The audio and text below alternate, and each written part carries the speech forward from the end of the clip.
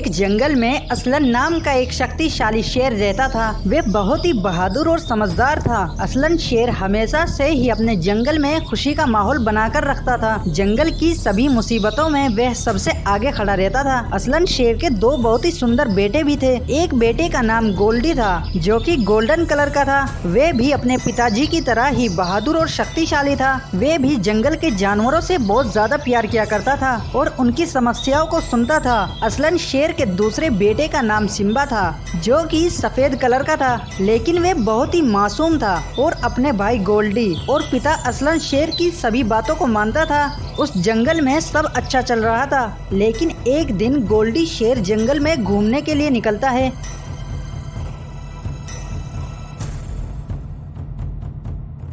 वे जंगल में जा ही रहा होता है कि तभी उसे एक पेड़ के नीचे कुछ मीट के टुकड़े दिखाई देते हैं। वे गोल्डन कलर के होते हैं, जिसके बाद वे खाने के लिए उनके पास पहुंचता है। वे उन टुकड़ों को देखकर कहता है, ऐसा खाना तो मैंने आज तक नहीं देखा है। आज तो वैसे भी मैं बहुत ज्यादा भूखा हूँ। मैंने काफी दिनों से अच्छा खाना नहीं खाया है। चलो जल्दी से इस खाने को खा लेते हूँ, फिर वापस गुफा में जाकर आराम करूँगा। जिसके बाद वे उन टुकड़ों को खाने लगता है। उन मीट के टुकड़ों को खाने के बाद अचानक उसके शरीर से रोशनी निकलने लगती है और कुछ ही देर के बाद वे बहुत ही विशाल शेर में बदल जाता है। उसके अंदर काली शैतानी शक्तियाँ आ जाती है। जिसके बाद वे जंगल में जानवरों को मारने के लिए उनके पीछे भागता है।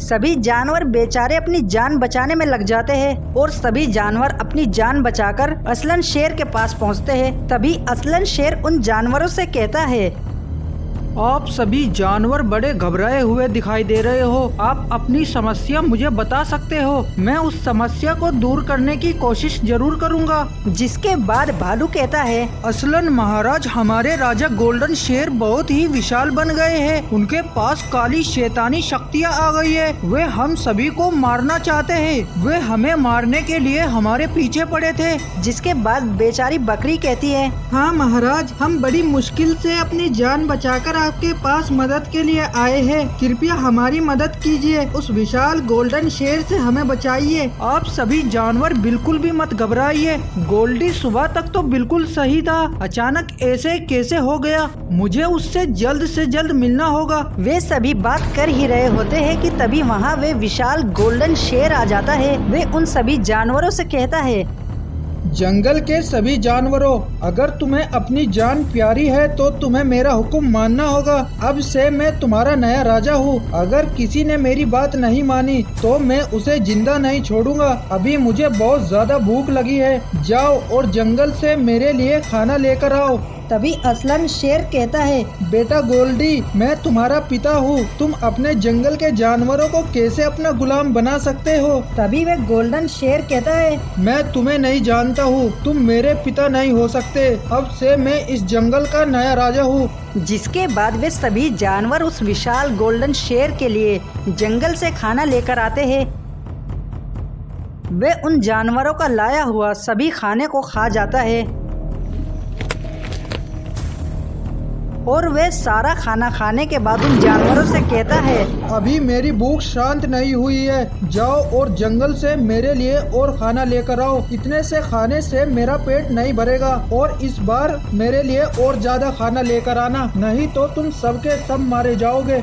लेकिन वे बार बार उन जानवरों का लाया हुआ खाना खा जाता है और उन्हें बार बार जंगल से अपने लिए खाना लाने के लिए बोलता है। वे सभी जानवर बेचारे बहुत ज्यादा परेशान हो जाते हैं और वे असलन शेर से मदद के लिए विनती करते हैं। असलन शेर अपने बेटे सिम्बा से कहता है, बेटा सिम्बा, तुम्हें ही अब गोल्डी का कुछ करना होगा, क्योंकि उसकी वजह से हमारे जंगल के जानवर बहुत ज्यादा परेशान हो चुके हैं। वे उनसे एक के बाद एक काम करवा रहा है। उसने हमारे सभी जानवरों को अपना गुलाम बना लिया है। जिसके बाद वे जंगल की ओर निकल जाता है। जंगल में जाते जाते उसे रास्ते में 3 पिंजरे दिखाई देते हैं। वे उन पिंजरों के पास पहुंचता है। उन पिंजरों के अंदर 3 जादुई किताबें होती है। एक किताब का रंग काला, दूसरी किताब का रंग गोल्डन और तीसरी किताब का रंग सफेद होता है। तभी वे गोल्डन किताब सिम्बा शेर से कहती है, सिम्बा शेर, अगर तुम मुझे इस पिंजरे से आजाद कर दोगे तो मैं तुम्हें बहुत सारा सोना दूंगी, जिससे तुम माला माल हो जाओगे। जिसके बाद वे सफेद किताब कहती है, नहीं सिम्बा शेर, अगर तुम मुझे इस पिंजरे से आजाद करते हो तो मैं तुम्हें बहुत सारी अद्भुत शक्तियाँ दूंगी, जिसकी मदद से तुम बहुत ज्यादा शक्तिशाली बन जाओगे। और आखिर में वे काली किताब कहती है, सिम्बा शेर, मेरे पास तुम्हें देने के लिए तो कुछ नहीं है, लेकिन अगर तुम मुझे इस पिंजरे से बाहर निकालते हो तो मैं तुम्हारी हर मुसीबत में काम आऊंगी। जिसके बाद वे सिम्बा शेर कहता है, मुझे हीरे जवाहरात, सोना चांदी और अद्भुत शक्तियाँ नहीं चाहिए। मुझे सिर्फ अपने भाई गोल्डी को पहले जैसा देखना है, क्योंकि वह बहुत विशाल बन गया है। जिसके बाद वे उस काली किताब को ले लेता है और वे उस किताब को लेकर अपने भाई गोल्डी के पास जाने लगता है। वे गोल्डन शेर के पास पहुंच जाता है। तभी जादुई किताब सिम्बा शेर के शरीर से बाहर आती है